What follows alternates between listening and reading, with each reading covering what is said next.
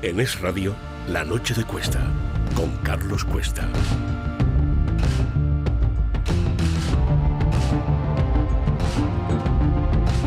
Bueno, pues vamos a hablar en nada con Nicolás Pascual de la Parte, con nuestro diplomático, amigo, colaborador y eurodiputado de referencia, porque el tema del alto el fuego, lo dijimos aquí desde el primer momento, que si tenía un punto débil, evidentemente era Hamás.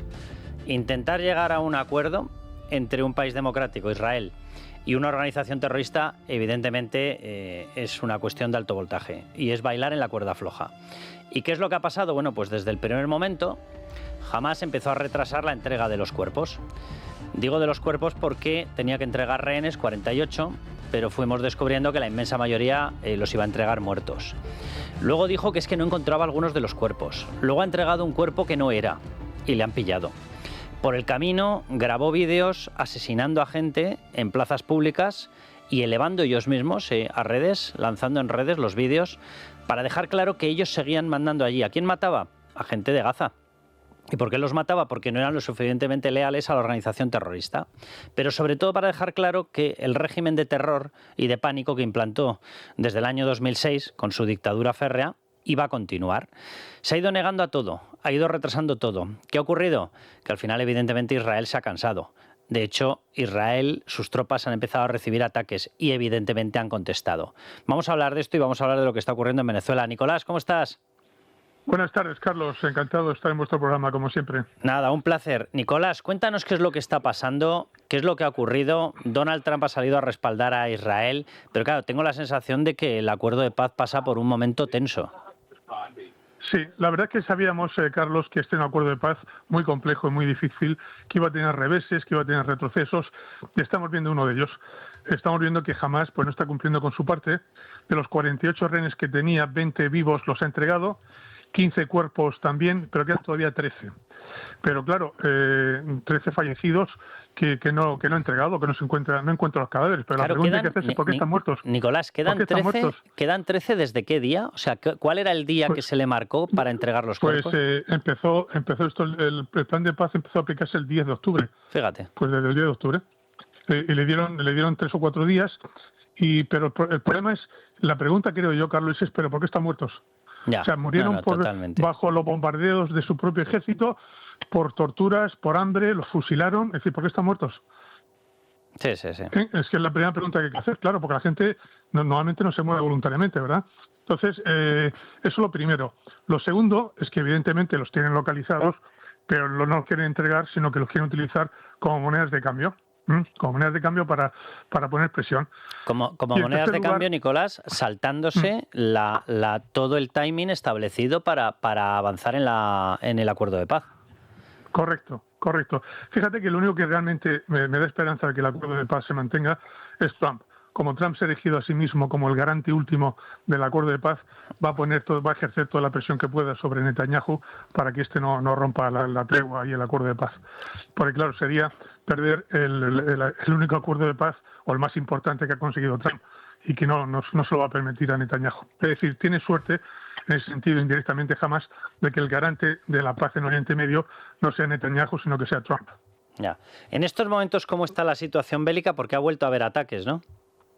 Sí, parece ser que antes del lunes hubo unos francotiradores palestinos que atacaron al Sahal, al ejército israelí en el paso fronterizo de Rafah.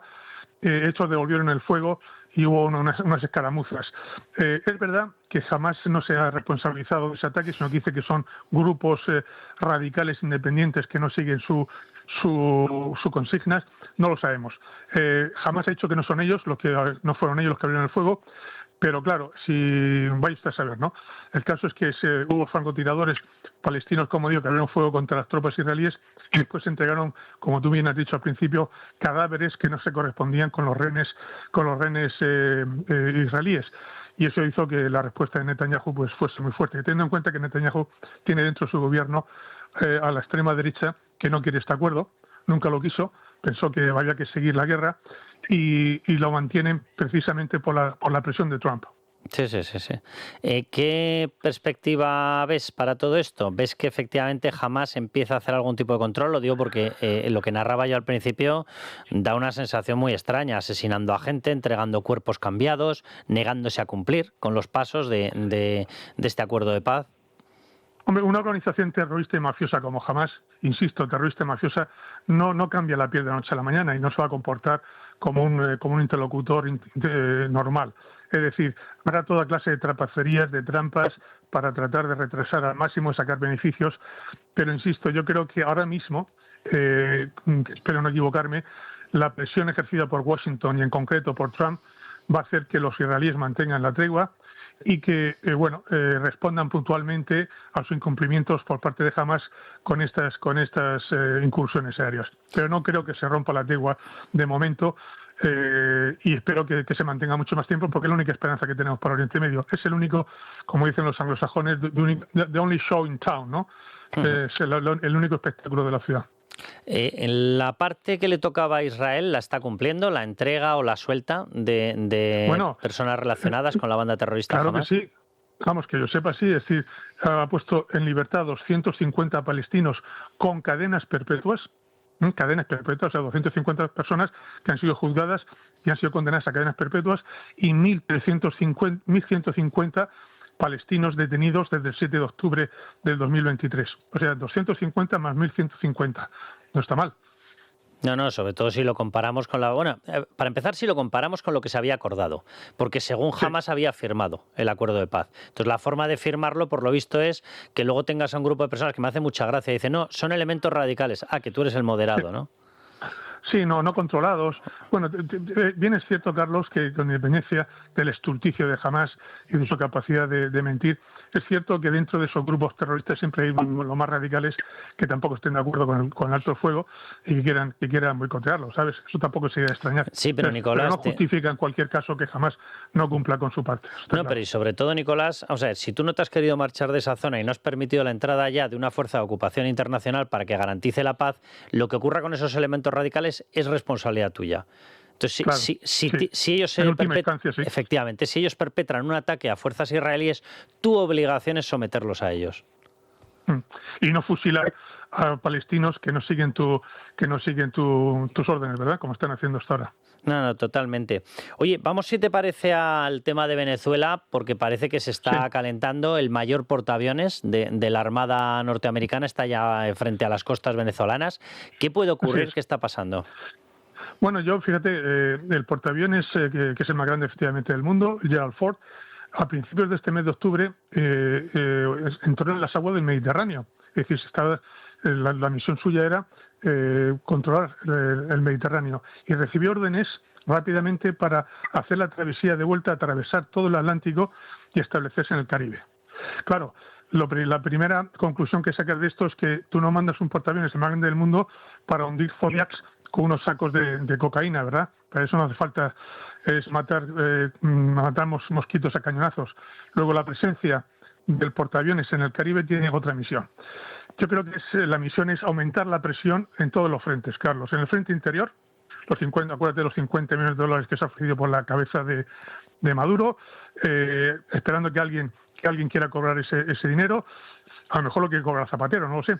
O la presión externa, todo junto, la presión militar externa, la presión interna. Esto me recuerda un poco a la estrategia que siguieron en Irán los ingleses y los americanos en 1953 para hacer caer a Mossadegh. Te acordarás que fue el primer ministro iraní que nacionalizó el petróleo de la compañía anglo-iraní, y entonces tanto la CIA como el M16 montaron un golpe interno que hizo que desde dentro se acabasen con Mossadegh y nombrarse un nuevo gobierno bajo el Shah Reza Pahlavi.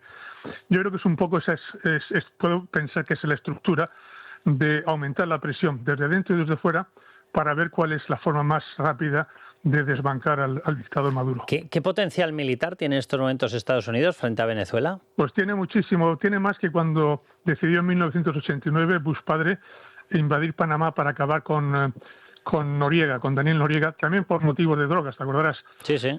Y bueno, antes fue un colaborador de los americanos, después se rebeló contra ellos y decidieron acabar con él.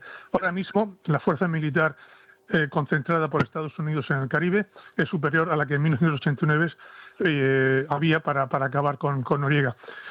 Hay un portaaviones, hay muchísimos destructores, hay toda una flotilla y miles de marines embarcados.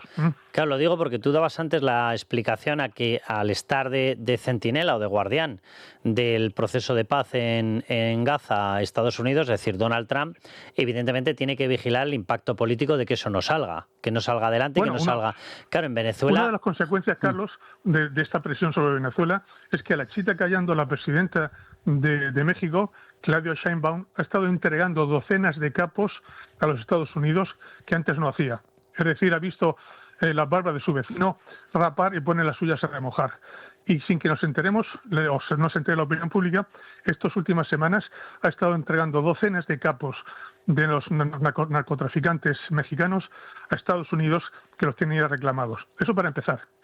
Después también tenemos el tema de Colombia, que como sabes Trump también ha dicho que va a cortar todas las transferencias financieras que hacía Colombia en los distintos programas de ayuda y la intención que tiene Estados Unidos de dedicarse más a América Latina o a Iberoamérica, que hasta el momento en las últimas administraciones pues la verdad es que no la tenía.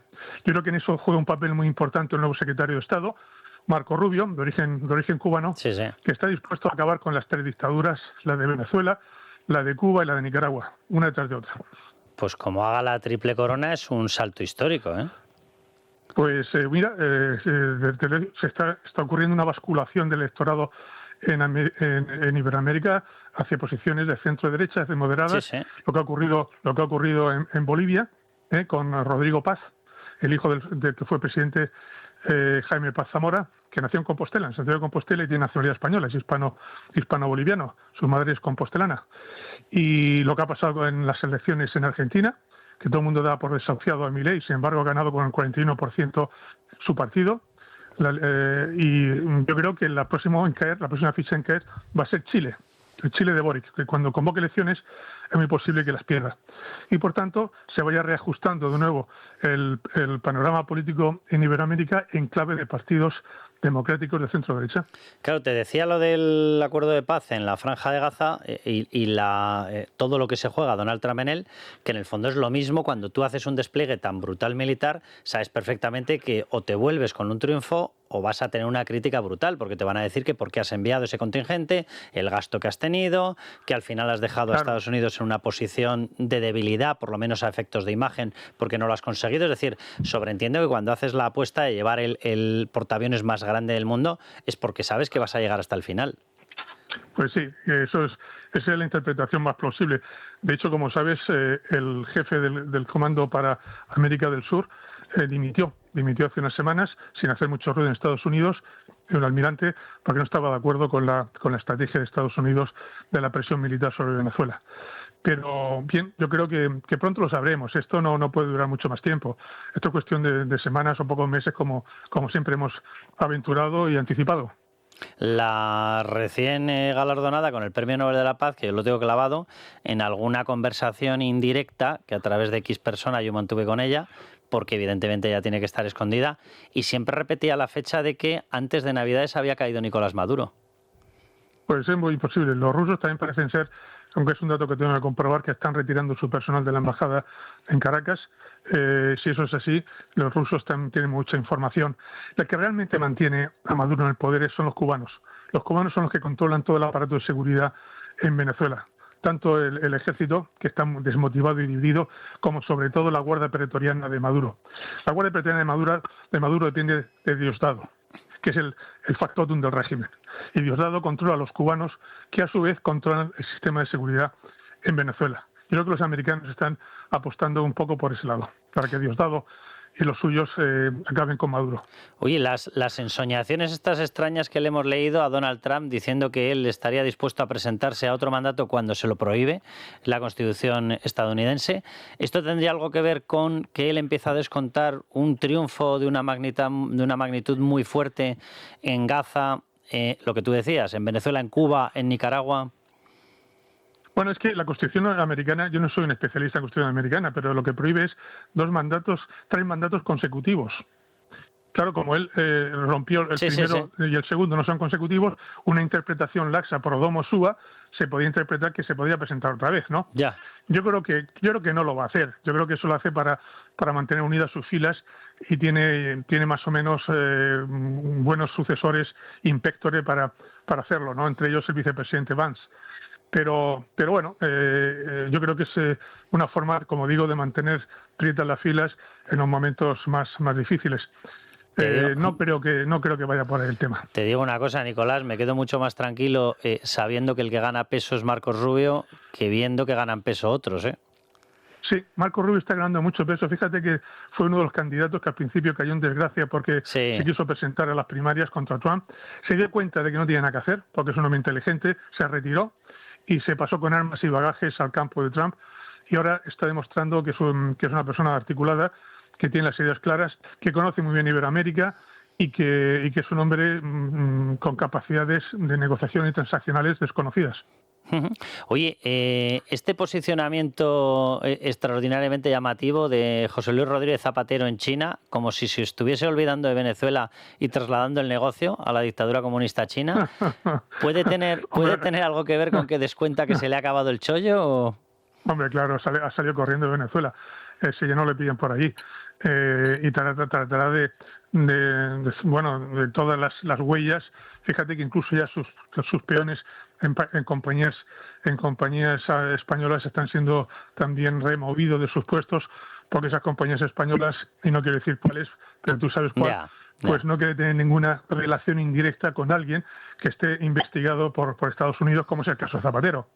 Es decir, que sí, está siendo investigado en Estados Unidos por las cámaras, ya veremos si alguna vez por los jueces, esperemos que sí, pero claro, él de Venezuela dirá que no conoce a nadie, que no sabe ni dónde está ese país. Nadie, que cuando Delcy Rodríguez lo llamaba mi príncipe era porque era muy monárquica, ¿no? Sí, algo así. ¿Crees que llegaremos a saber si en vez de contar nubes, como decía él, lo que contaba eran chistorras en Venezuela? Pues más que chistorras. Yo creo que ahí los negocios van de petroleros y auríferos. Auríferos. Sí. ¿Le das credibilidad a esa historia, a lo del oro? Bueno, se habla de la mina de oro. Yo no creo que eso suena más a una película del oeste, pero que esta gente, como no puede tener acceso a los medios financieros habituales, porque están totalmente controlados, pues a lo mejor le pagaban en especie de oro, es muy posible, ¿por qué no? Con lingotes o con monedas, eso sí. Oye, en el caso Coldo, en uno de los informes se habla de uno de los pagos en lingotes de oro, o sea, más allá de la famosa historia de si habría entrado oro o no habría entrado oro en las maletas de Delcy, más allá de eso, lo cierto es que está totalmente acreditado pagos en oro a Víctor de Aldama, moviéndolo Víctor de Aldama con mediación directa de Delcy Rodríguez, o sea que esa figura efectivamente está ya acreditada judicialmente, lo del pago en oro. Claro. Ya no nos puede sorprender nada, Carlos, ya no puede sorprender nada. Y que le pagasen en especie, en oro o en dólares, da igual. Pero vamos, que el hombre tiene unos intereses inconfesables en Venezuela, eso parece indiscutible. Y ya veremos en China, porque eso es otro capítulo del cual hablaremos más adelante, supongo, en otra ocasión, Carlos. Sí. Por cierto, que a mí me llegó información de las relaciones que él tenía con gente muy potente en el campo energético, en el campo petrolífero en Rusia. José Luis Rodríguez Zapatero. Pues sí, ya sabes tú que el negocio del petróleo hay toda una red oscura, desde la flota fantasma de Rusia hasta las refinerías fantasmas de Venezuela. Canarias también sale por ahí, por lo visto. En fin, cuando Canarias estaba bajo un gobierno socialista también. Es decir, que todo esto del petróleo, pues evidentemente es la mejor forma de pagar a los favores, ¿no? Ten en cuenta que Venezuela tiene las reservas de petróleo probadas más grandes del mundo. Sí. Lo que pasa es que el petróleo venezolano, como sabes, es bituminoso, es muy pesado y muy rico en azufre, y por tanto exige un refino muy sofisticado. Refino que antes se hacía por la Compañía Estatal de Petróleo de Venezuela, PDVSA, pero después de la degradación de las instalaciones con Maduro y antes con Chávez, el refino se hace en refinerías de Luisiana y de Texas, y después se reexporta a Venezuela en forma de combustible. Es decir, tiene muchísimas reservas pero necesita alta tecnología para su refino, que lo encarece además el producto final. Oye, última pregunta que te hago, Nicolás. ¿Te reafirmas en tu pronóstico de que efectivamente va a salir información concreta sobre José Luis Rodríguez Zapatero? Pues no lo sé. Parece ser que cada vez la cosa va pintando peor para él. Desde luego, que alguna vez tendremos que saber cuáles son esas relaciones inconfesables con Venezuela y con China, y yo creo que el círculo se cierra. No tengo más información privilegiada en absoluto sobre estos temas, porque tengo otros temas más importantes que ocuparme que las andanzas de Zapatero.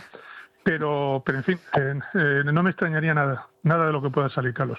Nicolás, un abrazo muy fuerte y muchísimas gracias. Gracias a ti, Carlos. Buenas tardes.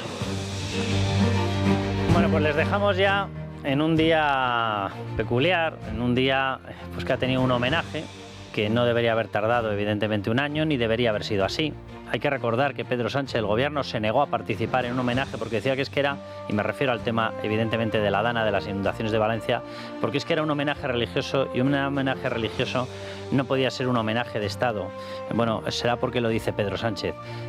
Pedro Sánchez no fue aquel homenaje el que se desarrolló en tiempo y forma normal, básicamente porque le hubiese caído la misma que le cayó en Paiporta, y porque ha sido un completo cobarde, aparte de un completo irresponsable, por no decir responsable de no haber llevado los medios que habrían salvado vidas.